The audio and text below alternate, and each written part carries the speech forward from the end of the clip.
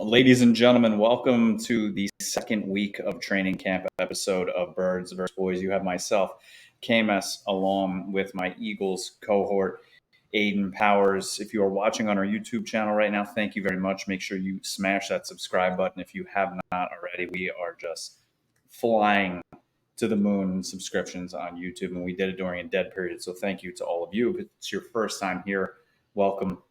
You're not going to be disappointed. And if you are listening, wherever you listen to podcasts, here's some ear candy for you. And we are going to start out, Aiden. There's no pleasantries tonight. There's nothing.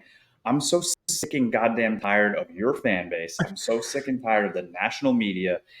And it's so true. The narrative that I've always talked about, that we talked about with Mike Tagg 2 weeks ago, that Eagles fans and content creators care more about the Eagles, care more about the Cowboys than Cowboys fans care about the Eagles is so evident. I'm even going to call out our boy E-Rock. I don't know if you saw his tweet last week. It is such clown behavior. His Wi-Fi is Dallas sucks. 100% rent-free in your head. Hold on. We need to preface this. Before we're recording, our producer Vince is going to be very upset.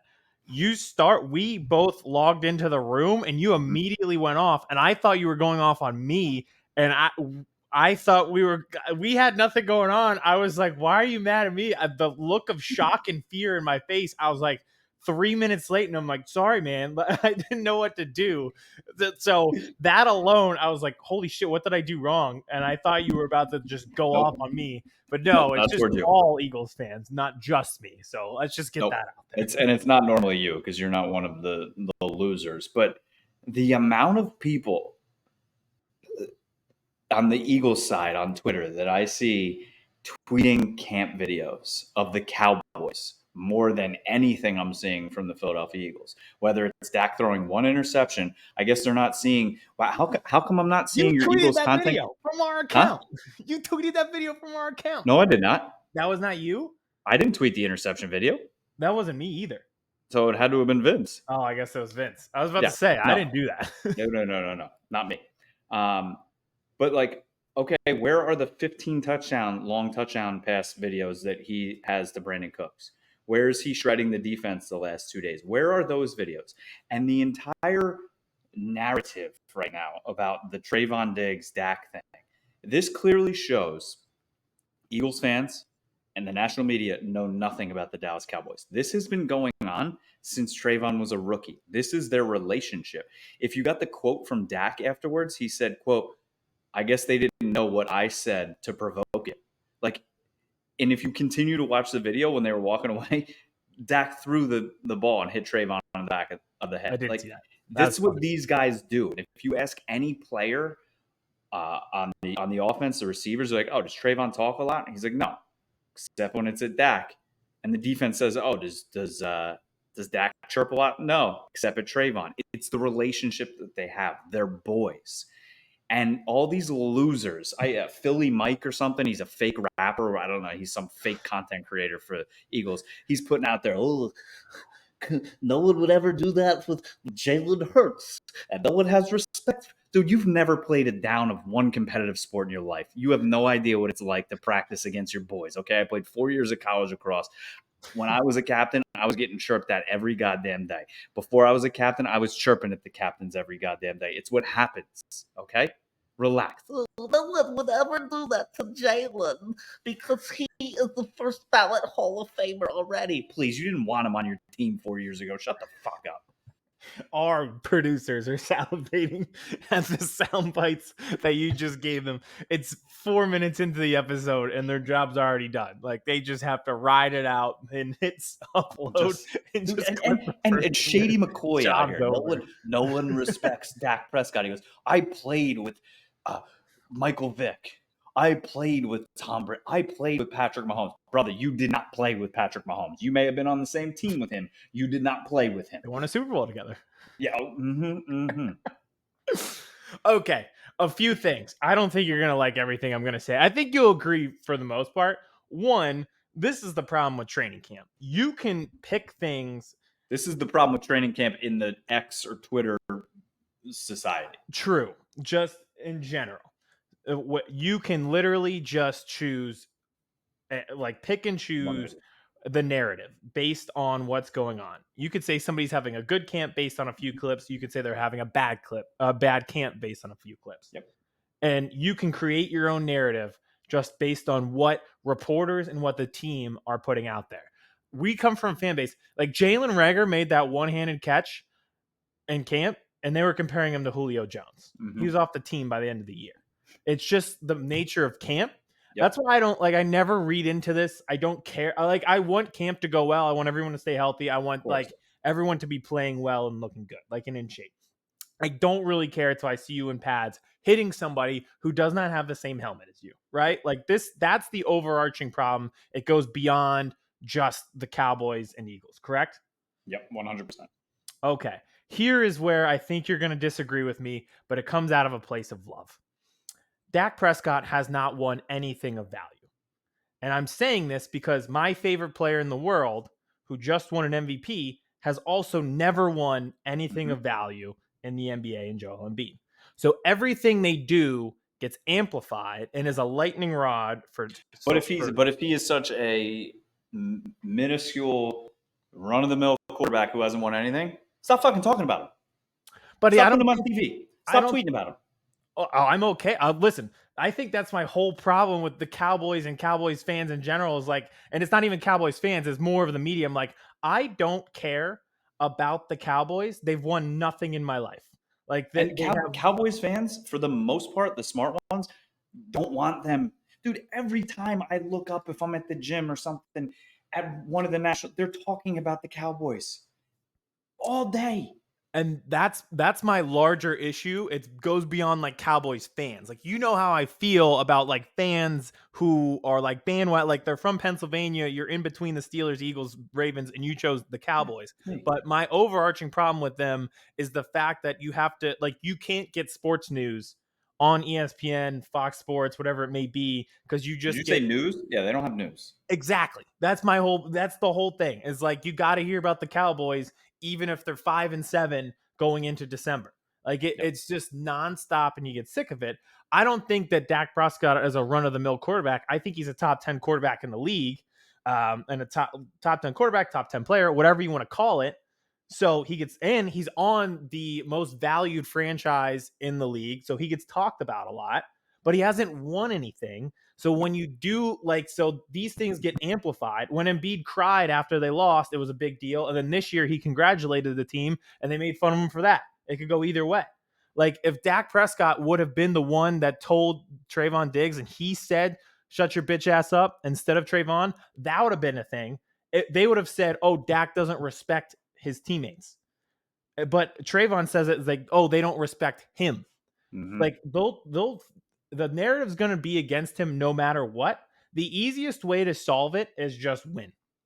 Just win. But he hasn't really won anything, and that is what creates the lightning rod. The only thing he has won is being 8-3 against the Eagles all time, 9-2 against Washington, and 10-2 against the Giants. So he does dominate his division.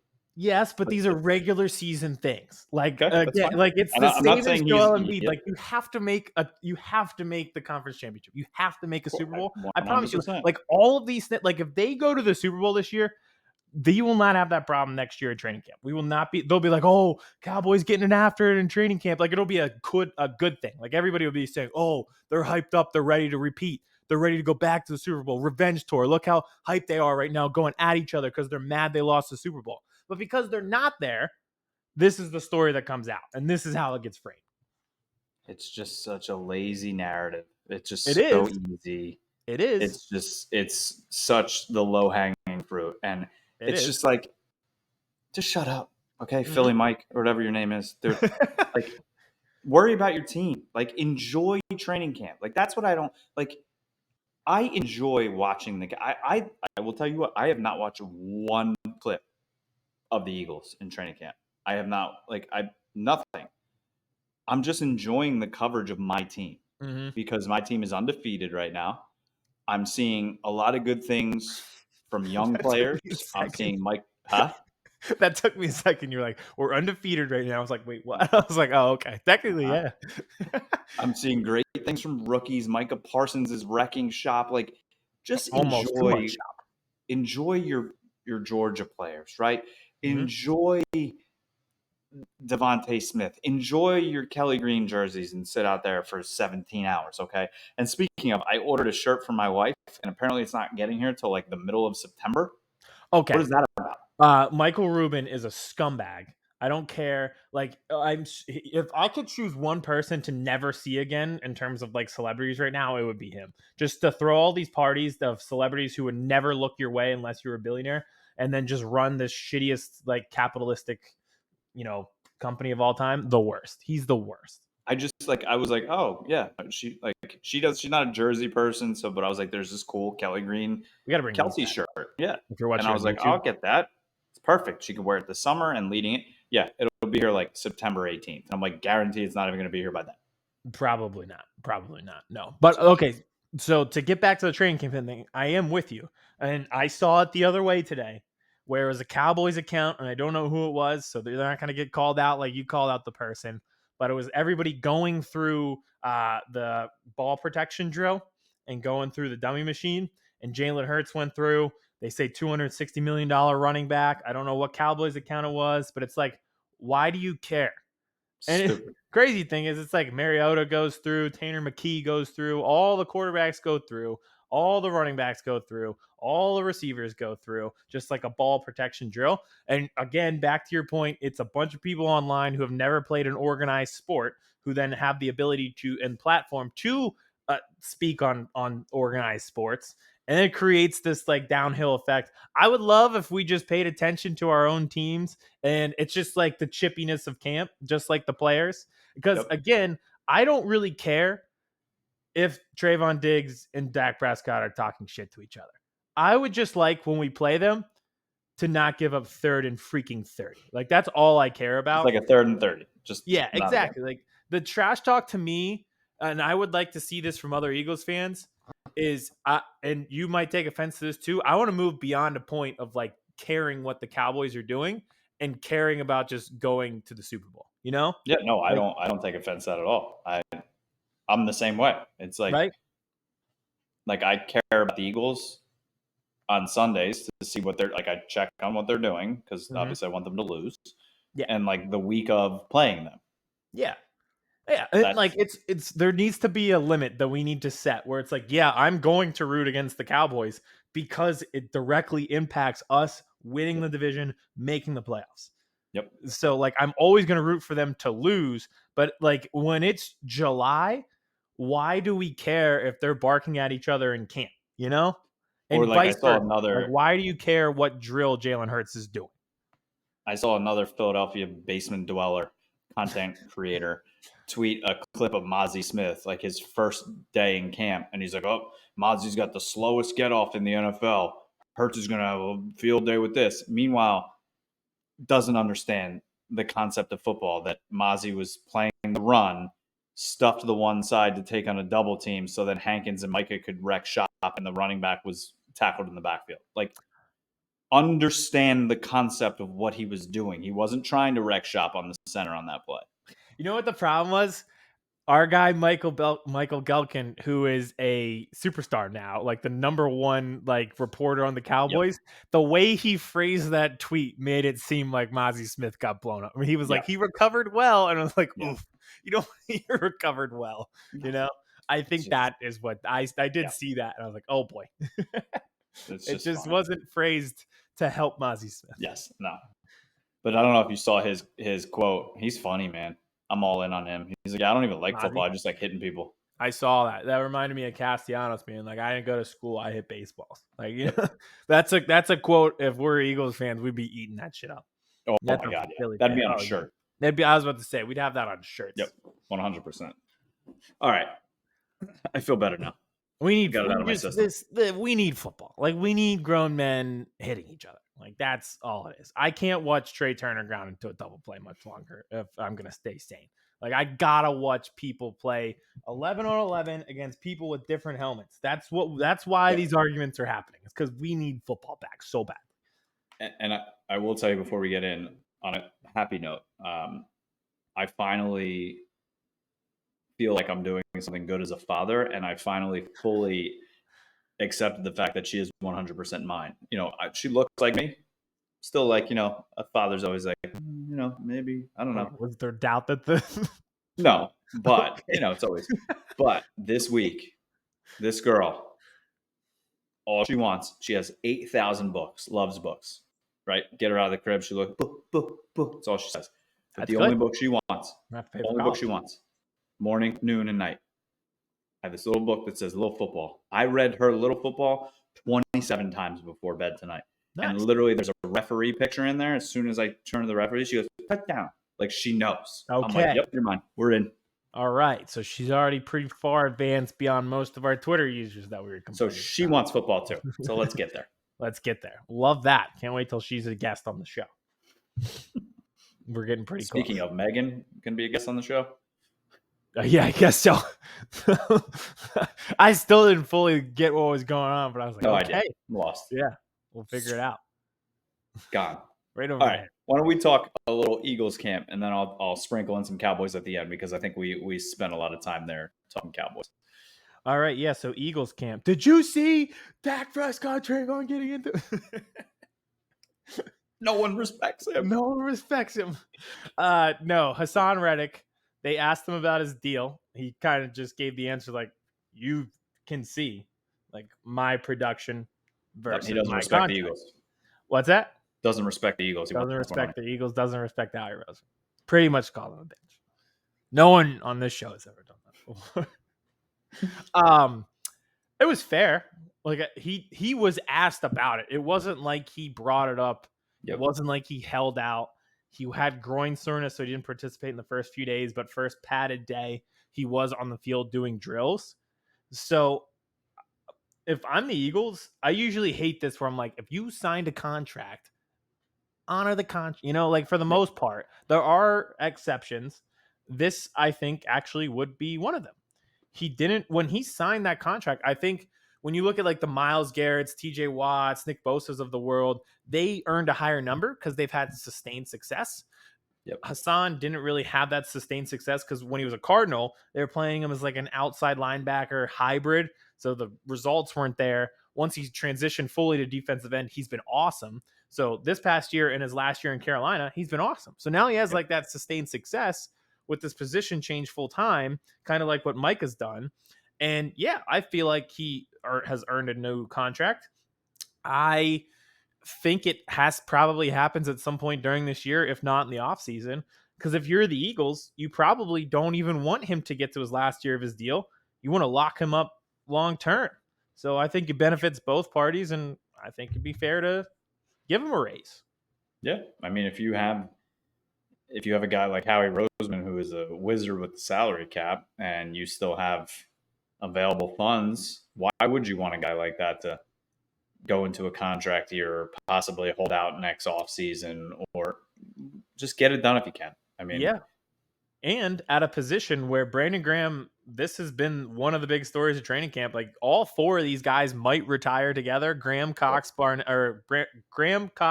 Kelsey, and Lane Johnson might all retire together. So that's one defensive end. Barnett's in his last year. That's another defensive end. So all of a sudden, I love Nolan Smith, but you'd still be pretty light at this position.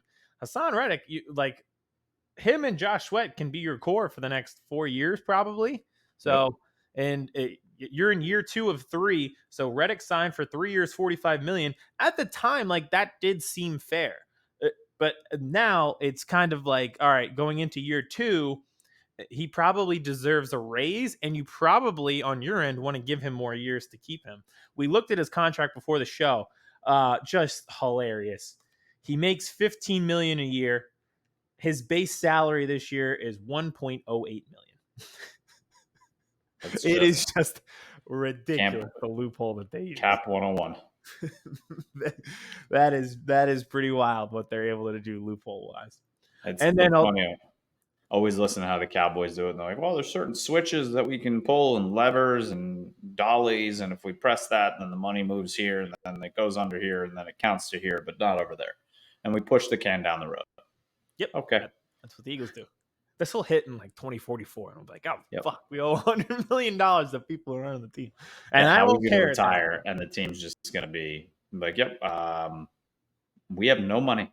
Yeah, if we won that Super Bowl last year, you think I'd be caring about what the cap's going to look like in 2028? Although I think they've done a good job of preserving cap down the line. They're actually getting pretty good shape. Speaking of why they're in pretty good shape, they keep drafting these Georgia guys, and they seem to turn out all right.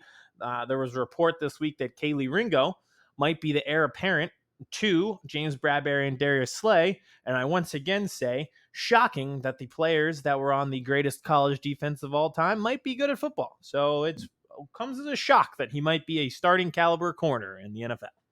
That kind of even goes to the Pittsburgh Steelers because they're talking about Darnell Washington and his ability on the line to go against TJ Watt every day at practice going well. And TJ Watt's like, yeah, it's almost like he was going against the entire Philadelphia Eagles defensive line every day in practice. Yeah, I was gonna say, like their hardest battles were practiced. It wasn't games, you know. I bet there was some chirping in there too. Yeah. Do you think anyone got called a bitch during Georgia practices? Maybe once or twice. Maybe. Probably. And then they handled it on the street after that racing. Yeah, I was gonna say they were after practice they handled it with a drag race and they got into it. Man, that's Fast we and the thought Furious Athens. That should be the next movie. Fast and the Furious Athens. Athens, Georgia. Did you see that Manziel is opening a club at Texas A&M? Could you imagine if he had NIL in his heyday and was able to open a nightclub while he was at Texas A&M? He would be a freak. Could you imagine the line to get in that place? There were people coming from all ends of the earth. That'd be the greatest party in the world. For these Netflix shows to drop soon. The one on him and the Florida Gators one. Oh. Did you see what the first one is? So it's a line. They did a bunch and they're releasing them all. Did you see what the first one's releasing is? Is that the Balco one or no? Jake Paul. Oh, God. Right? Of course. I have zero interest to watch any of that. Right? Like that. I watched all those and I'm like, the Manziel one, can't wait. Florida one, gonna be awesome. We've asked for that for years. Yep. And we're getting Jake Paul. And the steroid one, I don't know if that's a little bit before your time. Like I remember that vividly. No, I remember that just growing up like in baseball and everything like that. I remember the day that they broke it on Sports Center. What was that report called? I forget. Reynolds report or something. Yeah. And they just had the people that own the gym I used to work out, their son was in the major leagues and he was in the report. Was he really? I feel like everybody was. They were reading those names off like they were witches in Salem back in the day. It was wild. Guys like who was Palmaro was on Capitol Hill crying. Oh yeah. I did not. Yeah. Sexual relations with that baseball. McGuire. But again, oh well. But those are gonna all be good. But those are my only takes from Eagles training camp. Just the Georgia kids are pretty good. And hopefully they continue to be good. I did a video on people who might get cut. People were thinking that Greedy Williams might get cut if Kaylee Ringo is as advertised, which I thought would be shocking. That'd be the surprise cut of camp. Yeah, I think that's a solid veteran.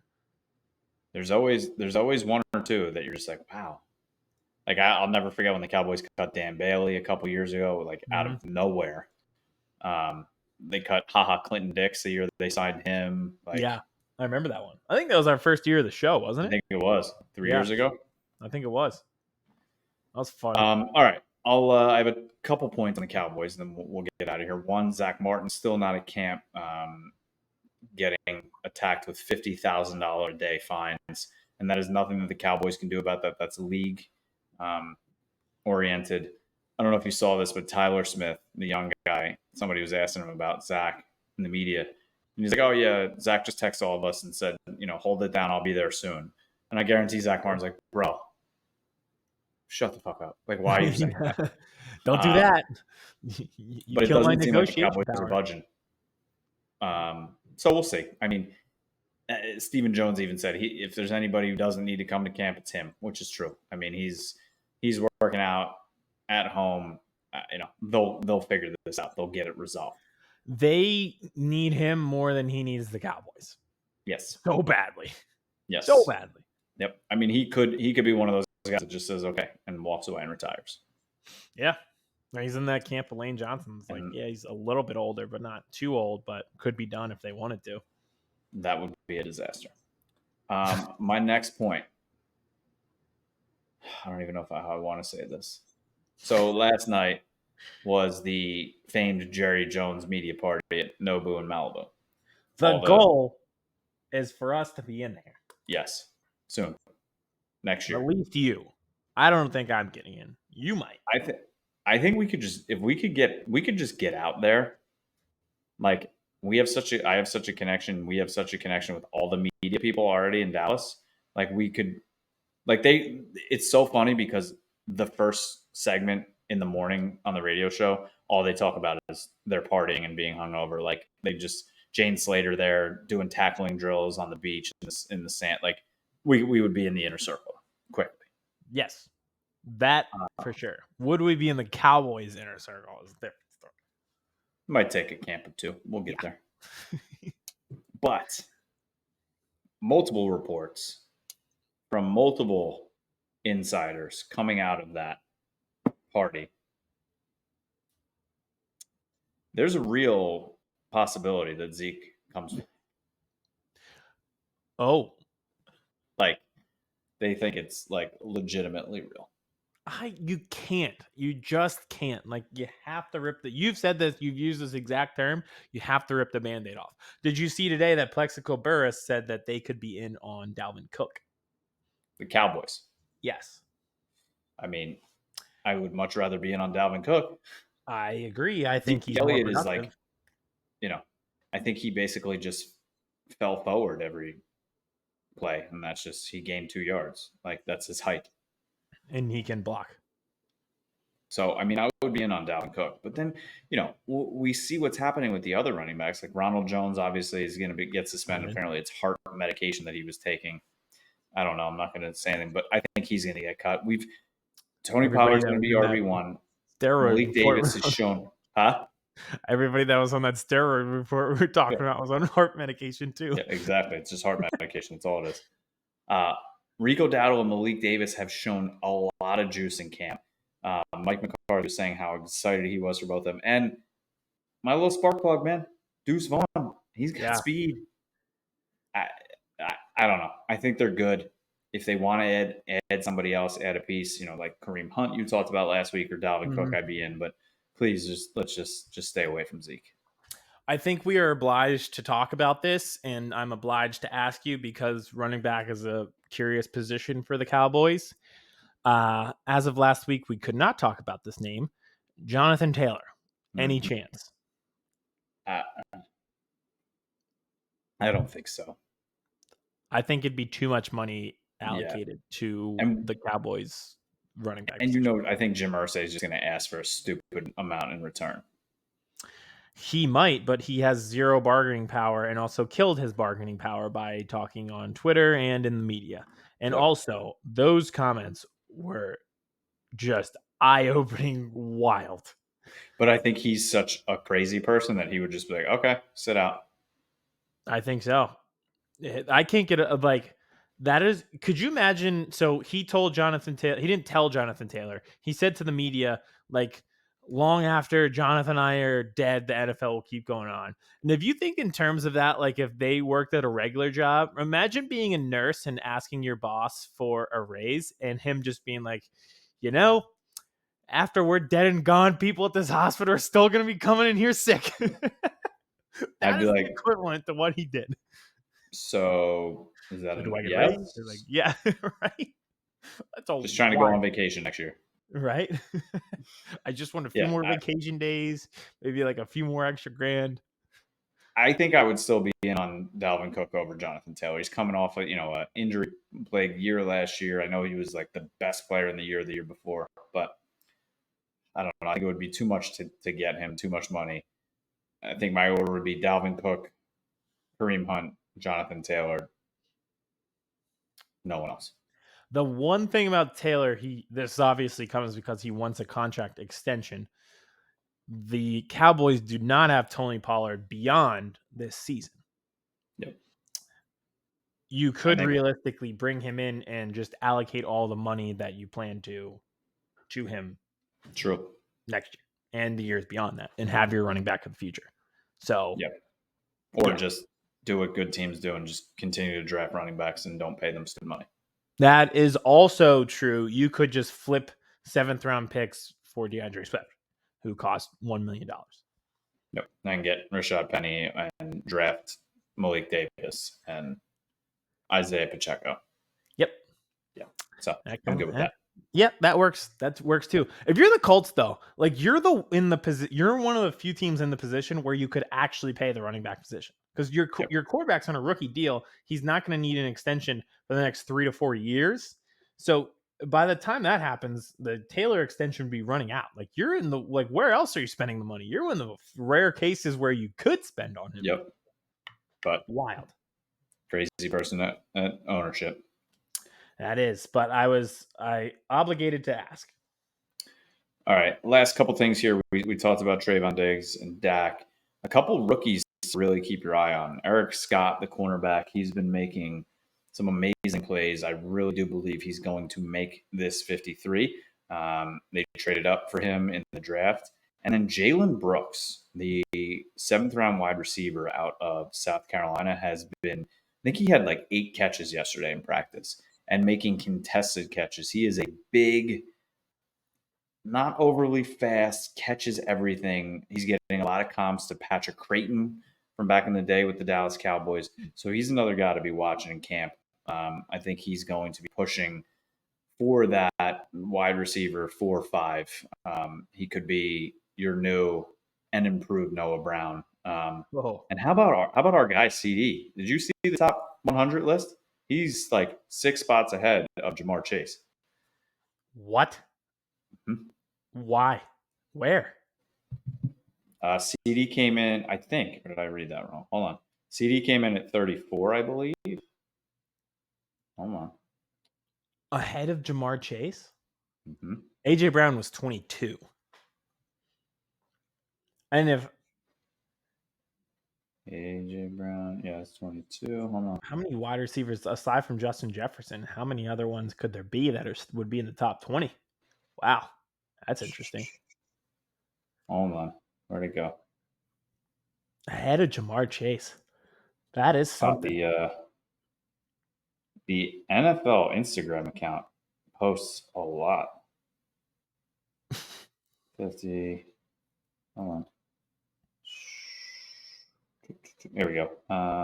Jamar Chase 39, CD 34. So they think Jamar Chase is the 39th best player in the league. He was 24 last year. I know he missed time, but while he was playing, what made you think? Jason Kelsey's at 37 in front of him too. 37 seems real. 39 for Jamar Chase. Like, why? How is he not top 20? If you were starting a team, I love AJ Brown. If you're starting a team right now, wouldn't you take Jamar Chase? You take Jamar Chase over both of our guys, right? Yeah, I would. He's younger. Yeah, he's a true X. I don't know. Age-wise, I think it's crazy because AJ Brown's only 25. He feels like he's like 28, but true. CD's 24. Yeah. Jamar is young, but he's what, 23? Probably, yeah. Because he came in and he was only 21. Or is that just either one of them? Yeah. Same logic applies. Yeah. So what? You think Justin Jefferson's the only top 10 receiver or player who's a receiver? I can't think of any players that are wide receivers that are left aside from, I don't know if Cooper Kupp's been named yet. What about Tyreek? Has Tyreek been named? I don't know if he has. He should be in there though. Yeah. It's interesting. But yeah. But CD's been balling out in camp too, so we'll see. I mean, the defense really had set the tone at the beginning of camp. The last couple of days, the offense has really been clicking. And it's pretty funny after that jarring incident between Diggs and Dak. The defense really stepped up the next couple series, and Diggs made an amazing play on the goal line. So that kind of hyped the defense up. And one last guy to really keep your eye on is Kavontae Turpin, the USFL star that they got last year, the return specialist, has really been getting run at wide receiver, and his speed is showing some amazing results on the inside. You add that speed with the speed that they got in Brandon Cooks, and it's stuff that this offense has not had in forever. So I'm really excited. I've been begging for more speed on this offense, and now they got it. And a guy even like CeeDee Lamb was saying, oh, he's going to be part of this offense, and there's going to be plays designed for him because he is a human joystick. That's what he said. So I was going to say, yeah, just name of the game is speed. Get him out there. You have Cooks, Turpin, Pollard, Deuce Vaughn all on the field together. Yes, Turbo. please. Love that. I think that's a good idea. Get the speed. By the way, speaking of speed, they said Quez Watkins is having a phenomenal camp. I don't know what that means, but speaking of speed, Catching the football. catching the ball would be nice. Oh, and my Not last fumbling it after you catch it too. is while he catches, don't fumble it. Yes, both of those things would be nice this year. But last thing I got here, if there is no progress with Zach Martin and they need help at right guard, then maybe I see bringing in Zeke. I mean, he has offensive line ability now. We've seen him at center. Maybe he can play some guard. You never know. There you go. He just needs to bulk up a little bit because it didn't go too well the last time. The only thing about him coming back is at least it wouldn't end on the most embarrassing play ever. Yeah, ever. You know, for him it'd be good, I guess. But wow, I think he would have to wear, I guess, 15. His old because Stephon Gilmore now wears 21. So 15's cooler anyway. Yeah, and he was a lightning rod at. He was so Ohio good State. in college. Yeah. Remember that team? Talk about that feels like literally like 20 years ago. Literally. But it was 10. It was less than 10 years ago. I'm here to do football. Michael Thomas on the team. Here to learn football, not school. I'm not here to do school. Another legend. Dude. But those dudes that just light it up in college and then just disappear. Who, Cardell or the other guys? All of them. I feel like Zeke and Michael Thomas were so good for a while, though. And then just a steep cliff. It was just, I don't know what happened. We'll see. Anything else? No, I think I'm good. This was fun. It got chippy. And like I said before we started, I thought you were mad at me. So this is that's when we were on Tag Show. He's like, I wish you'd argue more. And I thought we were gonna get into it tonight, and I didn't even know why, which is very fun. That was fun.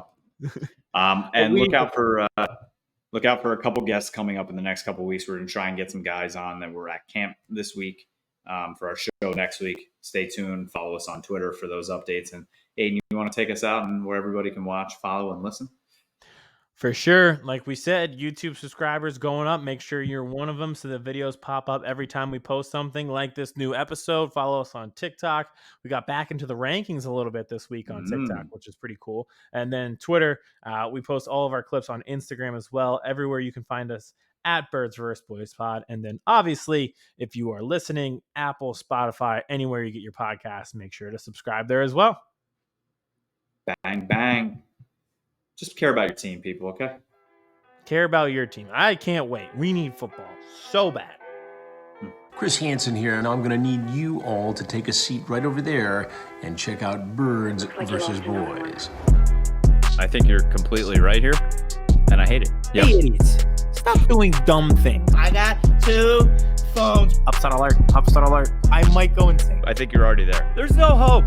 Hope is gone. If this was an AFC North podcast, we'd be done in 15 minutes. Bob Hope. I'm going to drink bleach. That is? Be the team you promised me you were going to be this year! This is the Consciously Hopeful podcast. I'll be watching.